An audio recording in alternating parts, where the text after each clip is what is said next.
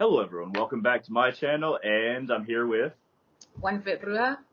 this is for her channel as well, so welcome to her channel, but hey, go ahead and hit that like button down there. It really helps out as far as views and as far as YouTube algorithm really noticing us, so hit that thumbs up down there.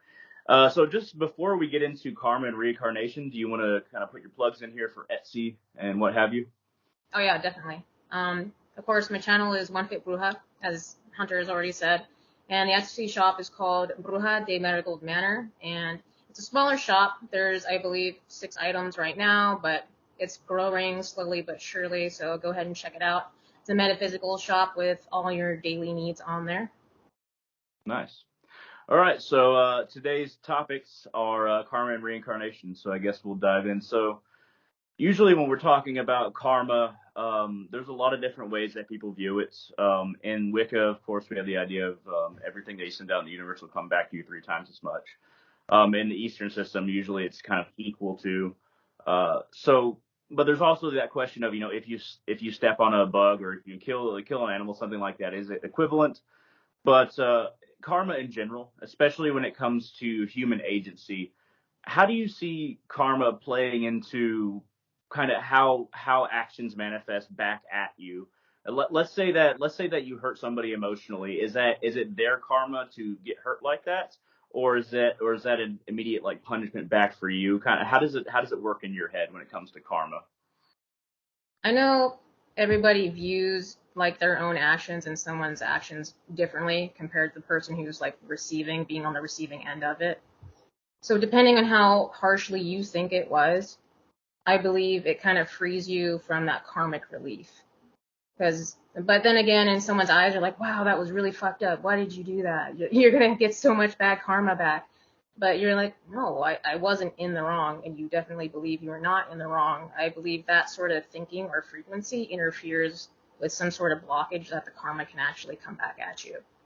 So if you're kind of aware of the situation and where how the encounter went down and exactly you're not lying to yourself about either your fault or their fault. If you're being completely honest with yourself and you're aware of Yeah. it, then it's Yeah, not you come know, back at you hard. I'm Like, sorry it offended you, but I told you the truth and you couldn't handle it, so I'm yeah, sorry. But yeah. I can't do anything else. I told you what I thought. That's all and you can that's do. and that's an aspect. So that's the thing about karma is that so there's this element of humanity in general where our our ability to be hurt is also a factor, not so much if somebody hurt us.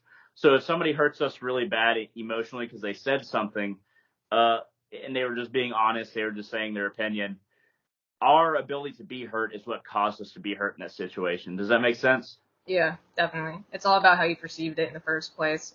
You could take it as something to grow from, or you can just pile up the negativity of those words and just let it eat you alive. That's up to you, really. Yeah.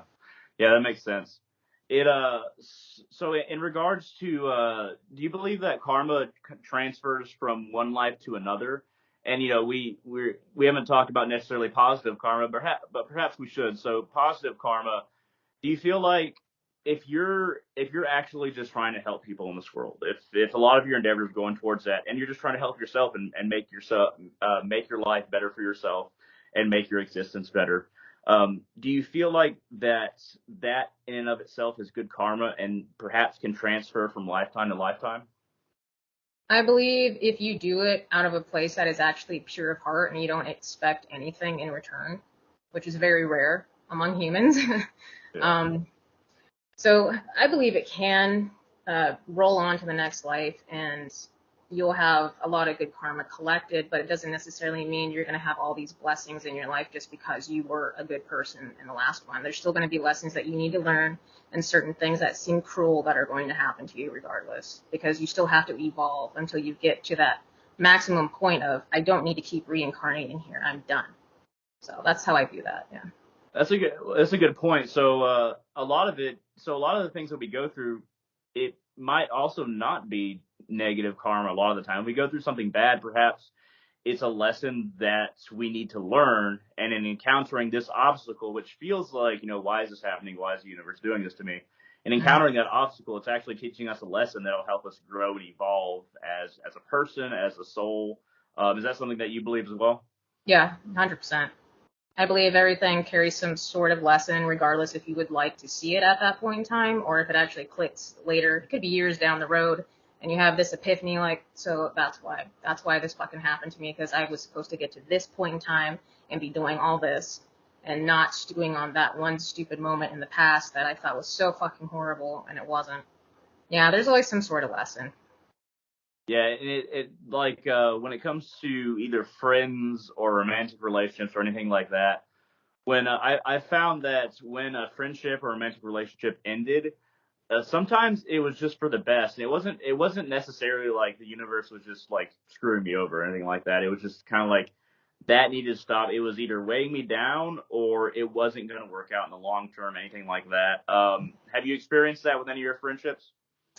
Yeah, I definitely have. A lot of people that I used to hang out with in high school, I don't talk to them anymore. I saw one person that I used to go to high school with about 2 years ago. She's doing good and everything, and she's actually on a spiritual path of her own. And I'm like, you know what? This is great. You're evolving and you're actually focusing on the things that you want and putting yourself first for once. Because she's been in a lot of abusive relationships, so I'm actually really happy that she's doing this for herself. But at this point in time, I don't feel like I should be intruding on her life because I want her to focus on what she's doing right now because she got there without me and I feel like she still can. So I'm going to give her that space and let her keep evolving because she's doing a great job. But other than that, I don't really talk to many other people besides my best friend, but she's currently on the other side of Washington right now, so it's really hard to see each other. So, Yeah. but yeah. Yeah, it's funny. So sometimes even if somebody is traveling, so I found this as well. Sometimes if somebody's traveling a spiritual path, and they're or just a path in general, and they're doing well separately from being friends with me or something like that, then sometimes people can do well separately, even if they're doing well in a similar way and they're on maybe similar spiritual paths.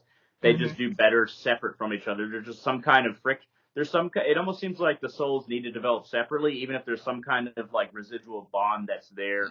That's that is maybe a desire to come in later lifetimes or later in life, but it's just sometimes people need to be separate, not necessarily because they're antagonistic, but because they do well individually. Does that make sense? Yeah. Oh yeah, it definitely does. Yeah, I believe that. I believe she's one of those people who definitely can be good individually because she has what was it called when you're like codependent, like reliable on someone to always be there, like a crutch. And Yeah. I'm like, I don't want to be that because I know I can easily fall into that, and I want to like, I can help you here. Let me do this for you here. I'll give you money or whatever you want. I just want you to be okay, and I can keep an eye on you. Yeah. But I'm like, no, she's an adult. She's fine. She's gotten this far. Let her keep going. So I'm like, don't be an enabler. Back the fuck up. Let her keep evolving. Yeah. So Yeah, that makes a lot of sense. It's kind of that way with family members sometimes as well. Where it's for some reason you were in a family with this person, and you're related to them. I feel like we're all related to somebody for a reason, or perhaps, and also we meet everybody for a reason. mhm. But sometimes separating from family members, it's like it feels like there's almost like a past life thing that's resolving, or there's just something that the souls are resolving through this life that we're not really sure about. Karmic And ties. yeah, Definitely karmic ties. Yeah. yeah, sure. I feel it. And that does kind of go into reincarnation. So, do you believe that we've incarnated as inanimate objects and plants and animals, and then we've kind of come to this, and perhaps we've been in other dimensions as far as incarnations go? I guess you can just like say, what are your kind of basic beliefs on reincarnation, and maybe go into some of your feelings about your past lives in connection to some of your own past life meditations. Okay. I believe we have been mostly nature objects, something that's connected with the earth or the air or water, fire, the elements in general. So I would believe in anything like that. I also believe that we could possibly have past lives that aren't on this planet.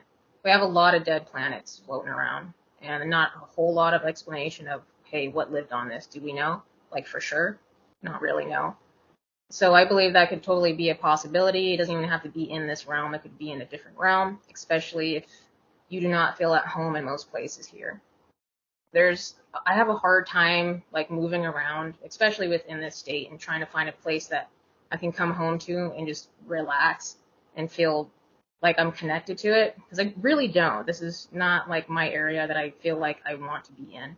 I prefer warmer climates. I like hot weather, and Washington does not have that all year round, I'll tell you what. So I'm like, this is not the place for me. And I believe that's like a past life thing coming into this life, because I had two past lives, I believe strongly, in Egypt, and it was a before Christ sort of era. Like from what I saw in my meditation, I saw things being built, and there was people using old ways to build pyramids and sort of temples and just houses in general. And I was like, that's definitely not New Age. So I'm like, this is old. This is an old feeling.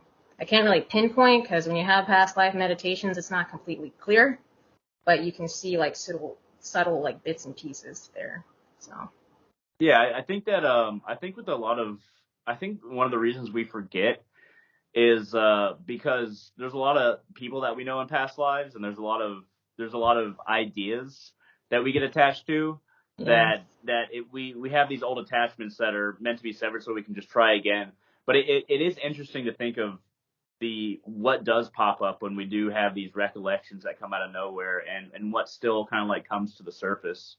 hmm So I will mention one of mine that I had recently. I've only had a few, and these weren't necessarily past life meditations, but I remember there was a specific moment when I was just going about my day where this ship like just kind of like burst in my mind or came to my mind, and I saw myself in the same stance that I was in this world and now on this ship, kind of sitting down against the edge of the ship, looking down. But my face was completely different. It was like this. I think it was a Viking ship based on how this guy looked. His nose was fairly large. Wasn't a great looking guy, but it had like a. But he was in a similar stance, and he was looking down, and and there was obviously kind of like stormy weather. And it kind of like looked up, and we kind of like looked at each other at the same time. Yeah, it was really interesting, and I do feel like I have had past lives where I was in the Viking era, and I was kind of like I was either a Viking or somebody in that area on a ship and a warrior of some kind. It's interesting how we're drawn in even this current life to certain alignments. Like for me, it's the Norse, Odin, Thor, beings like that, and also kind of like the Viking warrior mindset. But do you feel like souls are unique in that sense, to where they're naturally drawn back to these certain beings, these certain ideas, or these certain identities that perhaps we're still trying to work out now? Does that make any sense? yeah, I believe so. I believe those certain parts are prominent in us to try and figure something out that could possibly pertain to at least that culture in general, or there is something that of knowledge that you could actually use in this life to bring forth to recycle and help other people out with it possibly. So yeah, I do. I try to pay attention to like when I'm feeling emotionally, like when these things come up. But sometimes it's kind of hard because when you're meditating for a long period of time, it kind of feels like your soul leaves your body, and you're like, wow, and you feel like this weird high when you kind of come back down. So you're like, okay, what did I feel? Did I smell anything? Certain things like that'll happen too. So I'm like, okay, is there anything that I should like prominently remember to like try and look for in this lifetime? Because I believe every little thing does matter, but it's just so hard to contain all that sometimes. It is, especially with our brains, how they operate, and so focused on like this identity and now, and all the things that go through our head as we go throughout the day. Our heads aren't always clear, and I think that perhaps that lack of clarity kind of like muddies the water when it comes to recalling some of these past life things. Yeah. Um, so I think that, so for me, the Divine Mother Kali Ma, I feel like she's followed me from life to life to life, as well as Odin for a certain amount of lives. Do you feel like there are certain deities, gods, or spirits that kind of watch and look over a soul from life to life to life, that are either you're just naturally, your soul's kind of aligned to them, or they're inherent in your nature? Do you feel like the soul is attracted to various deities or spirits like that? Yeah, I believe so. Especially if you're personality or energy is somewhat similar to theirs and your beliefs are similar to their beliefs, whatever those may be, that you should have a pretty good tie to have that pass on to the next life. Like, just think if I was a cat and I was like one of Bostet's cats. Like, she loves cats, so she has multiple, even if she's only depicted with like a few at the time. Mm-hmm. So you could have been one of those cats, like that was in the temple and then that was placed as an offering or something like that, and then your soul has been recycled and because she blessed that cat that was wrapped. And yeah, it could be something like that. It could be, for any sort of deity that you work with. And that's another thing. So usually a lot of people who don't really know about reincarnation, or some people who don't really understand it, it feels like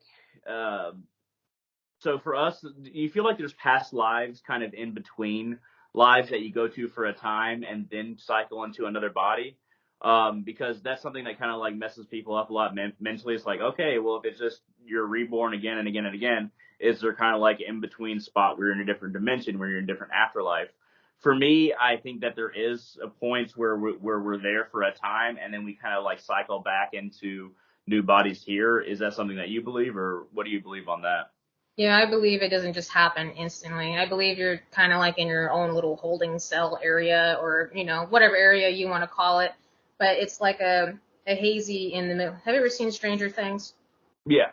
Upside down, sort of. It kind of reminds me of that because it's like this in between hazy world where you're just kind of being held. It's not necessarily like shitty and bad, but it's just like this in between world where you're just kind of moseying around doing your thing, or possibly you don't even know at all and you can just be some sort of inanimate object like you were talking about earlier, and you're kind of just waiting. You don't know because you don't have a consciousness yet to know what the hell's going on. Mm-hmm. But until it starts forming and they're like, we're going to recycle this being, this soul, into the next form.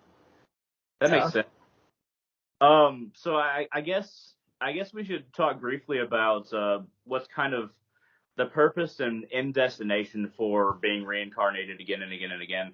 So do you feel like there's some grander whole that we all go back into at once we kind of figure everything out, once we realize everything we've needed to realize for all the lifetimes? Do you feel like there's some either afterlife or some kind of hole that we go back into that from which we came? And what is your thoughts on maybe like the kind of not necessarily end destination, but perhaps the infinite destination? I guess you could say. Do you have any thoughts on that? I have a couple theories of your energy and experiences and that soul in general could just be held onto until something grander is found to be done with it. So you could just be back in that holding cell again, honestly. Or you can go into the next realm and then you're helping other people as guides and they don't even know it. You don't have to be a deity like Bastet or Ganesh or Odin or anyone like that, but you are still a guide and you can start picking your own people to help out and then into that next life. So you are kind of like in a god or whatever sense, but not really. But if you're lucky enough, I believe that's something that could happen, and you can select people to help out into your next reincarnation. Nice. I guess we should close on. Do you think that do you, do you think that people can just reincarnate like lower and lower and lower as far as what you manifest as? Whether it based on like if you're doing like really bad karma where you're just like either killing a bunch of people all the time or you're just accumulating all this bad karma. Do you feel like human beings can go to like lower either as animals or lower states of being if you accumulate a lot of bad karma? I believe so, but then again, I guess it's kind of like the saying, "Beauty's in the eye of the beholder."